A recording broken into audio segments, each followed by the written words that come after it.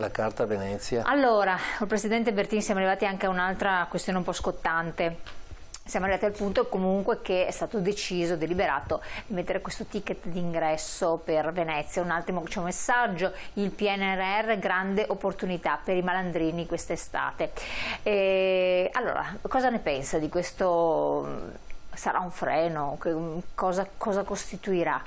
E poi come la vede, insomma? Allora, io dico che... Perché voi siete lei coinvolto in pieno, insomma, Confcommercio diciamo che è coinvolta in questa cosa. Diciamo che come tutte le cose c'è un pro e un contro, e quindi avere un ticket d'ingresso vuol dire che dopo tu mi devi dare anche dei servizi di supporto, perché io pago, però voglio avere anche, non so, delle chiese aperte, non so, dei musei, quindi non riesco ancora a mettere, a focalizzare, focalizzare come e cosa farà con questo ticket di 5 euro. Quindi io la vedo solo come un esperimento, si prova per vedere come reagiranno anche i turisti, perché bisogna tener conto di questo, insomma.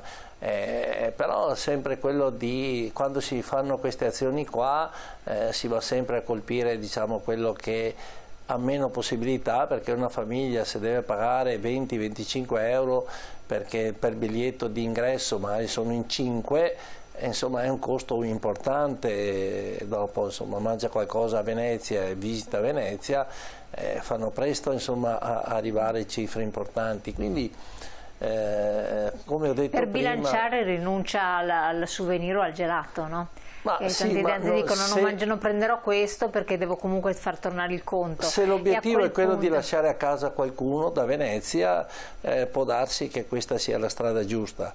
Se l'obiettivo è quello di dire vogliamo rispetto per Venezia, vogliamo che uno capisca quando entra in una città che è un patrimonio dell'UNESCO, che è una cosa unica al mondo, deve pagare, perché dobbiamo tenere su questo patrimonio. Cioè bisogna vedere le motivazioni, come vengono anche dette e come vengono anche recepite. Quindi io lo sto osservando con molta attenzione per capire anche cosa succederà a Venezia. Con i nostri presidenti stiamo appunto ragionando su questo tema, insomma. Lei ha ragione, Bertin, ma il turista straniero quando torna a casa parlerà di come si è trovato in Italia e non della località visitata.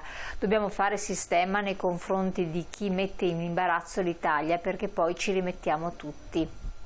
Questo telespettatore ha perfettamente ragione, però il nostro obiettivo è sempre quello di fare formazione, quello di cercare di tenere alto, diciamo, quello che è il nostro know-how come paese.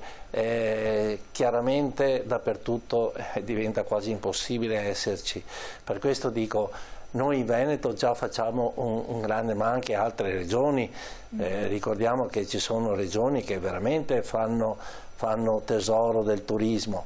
C'è stata qualche regione che invece, forse per, diciamo, un'invasione un po' troppo repentina di turismo, ne ha approfittato.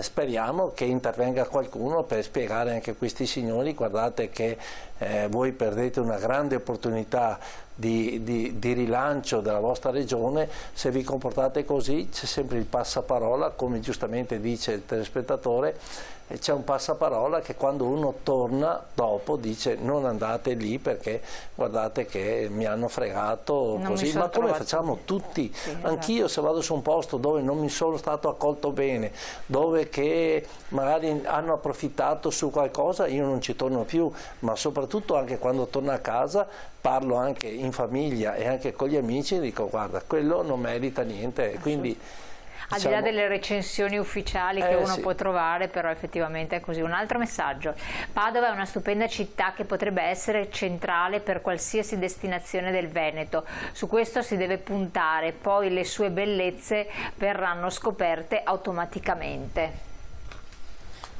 Noi abbiamo sempre puntato per essere la capitale del nord-est, quindi diciamo che Padova ha tutte le potenzialità per essere questo. Abbiamo l'università, che è l'università più importante del Veneto, abbiamo anche la sanità, che è la sanità più importante d'Italia, no? Del Veneto, e quindi voglio dire, le abbiamo tutte. Adesso abbiamo 2 riconoscimenti dell'UNESCO. Insomma, è una città fantastica, è una città che ha delle grandi potenzialità. Però forse mancano un po' di infrastrutture, non vorrei tornare sui soliti temi annosi, mancano i parcheggi, mancano diciamo, l'accoglienza. Che non è poca cosa però, Presidente, i parcheggi, non è poca cosa, perché in tutte le città del mondo stanno provvedendo a vuotare i centri della viabilità, pedonalizzare il più possibile. Basta girare per Padova. Io giro tantissimo la mia città, e quando tu giri per Padova tu vedi che lungo le strade dove c'è possibilità si parcheggia, ma quelli sono i padovani o quelli che arrivano dalle nostra periferia, arrivano in città. Ma se arriva un turista, dove parcheggia?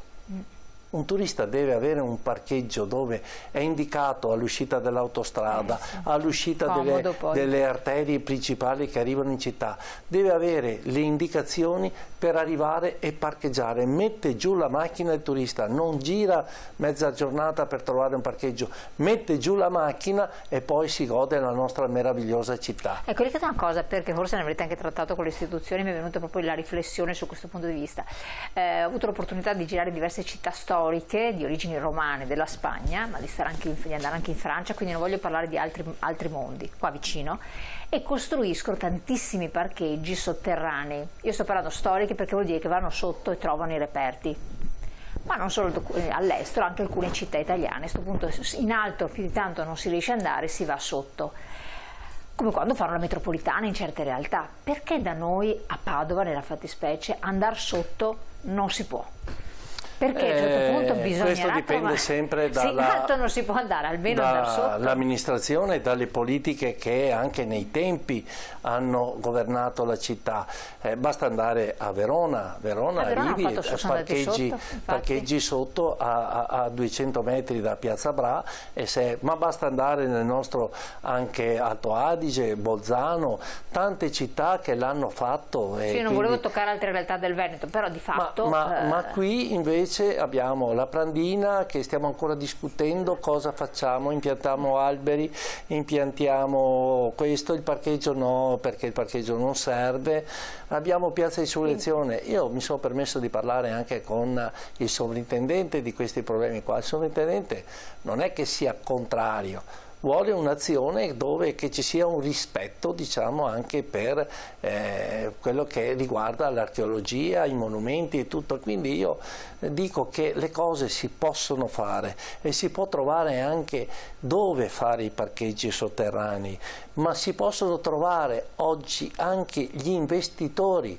perché ricordiamo che un parcheggio oggi, visto i prezzi che ci sono, ha una rendita tale per cui diventa veramente un business, e quindi di cosa ci stiamo preoccupando? Allora vuol dire che non c'è questa, diciamo, visione di accoglienza, o se è una demonizzazione contro le auto.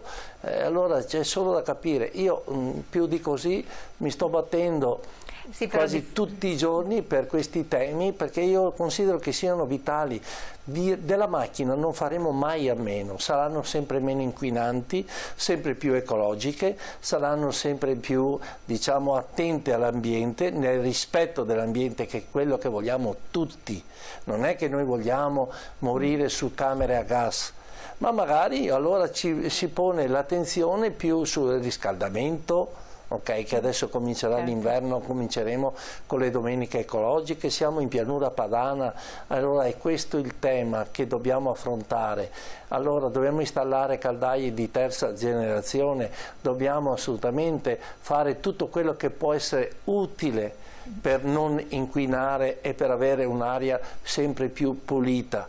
Però ripeto, le macchine oggi con tutti gli incentivi che ci sono e tutto quello che viene fatto sull'automotive, io dico che saranno sempre più un servizio che viene dato alla persona. La macchina non si farà mai a meno di usare.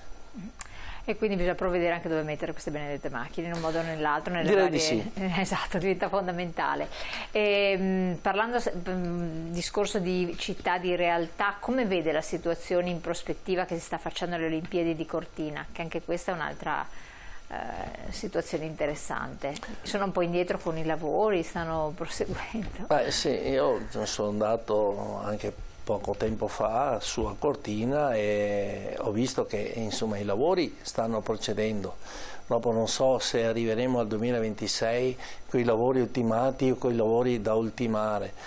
Chiaramente Cortina sarà una meta ambita da tantissimi, visto che un po' di giochi olimpici si faranno.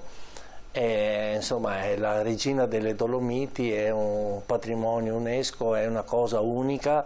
Io mi auguro che l'intervento che è stato predisposto per anche la viabilità sia un intervento veloce, ma un intervento anche da fare, perché arrivare a Cortina, specialmente nel periodo invernale, è veramente una grande scommessa, perché conosciamo ben tutti la strada, che è un calvario, perché ci puoi mettere 3 ore, come 6 ore, come anche 8 ore a venire fuori o entrare a Cortina. Quindi diciamo che tutti vogliono arrivare, perché quando ci saranno i campionati del mondo, le Olimpiadi, cioè tutti vogliono arrivare a Cortina, e quindi dovremo essere preparati per questo. Io dico che è una grande opportunità per la nostra regione, però dobbiamo anche capire che quando ci sono le Olimpiadi non è solo Cortina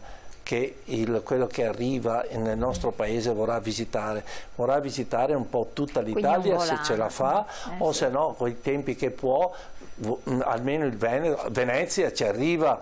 E quindi voglio dire, anche lì dovremo capire la nostra città, le nostre città come si presenteranno a questo grande appuntamento. Ecco, cioè se lo prenderanno come un'opportunità oppure... Sì, ma io ho fatto già degli incontri anche con il segretario regionale, dove ci siamo incontrati anche per capire come anche strutturare tutte le nostre città del Veneto per essere anche accoglienti, e anche insomma sappiamo che cioè a Verona verrà fatta la finale all'Arena, e quindi siamo a 100 km da Padova, c'è 100 km da Treviso, e quindi anche queste città avranno da dire la sua. Però Verona che turisticamente, dopo magari ne parliamo dopo la pubblicità, come varie realtà turistiche, i vari settori del turismo, che può essere interessante. Andiamo in pubblicità subito, dopo ritorniamo insieme.